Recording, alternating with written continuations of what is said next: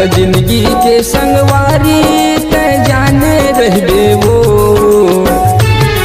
मोल जिंदगी के संगवारी तय जाने रहबे वो। तोर हृदय के भीतरी मरानी मोला राखे रहबे वो, तोर हृदय के भीतरी मरानी मोला राखे रहबे वो। जिंदगी के संगवारी मैं जाने रहूंगा, जिंदगी के संगवारी मैं जाने रहूंगा। मोर हृदय के भीतरी महाराजा तोला राखे रहूंगा, मोर हृदय के भीतरी महाराजा तोला राखे रहूंगा।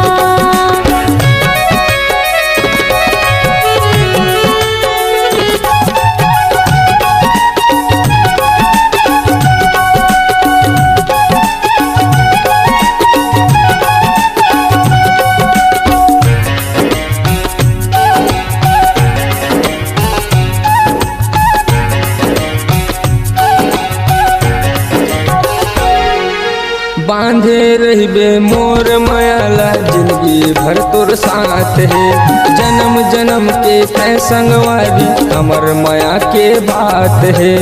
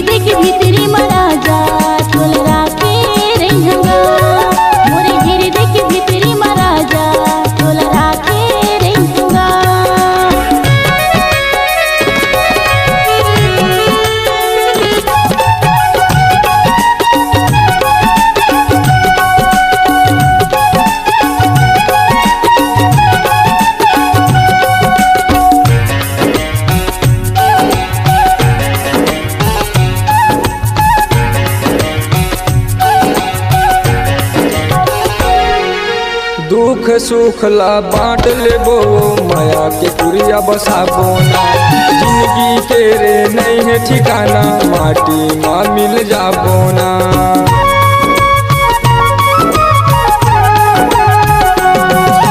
किस्मत वाला मिलते राजा प्यार की बदला पार है, जियत मरत ले संग मारही वो जन छूटे साथ।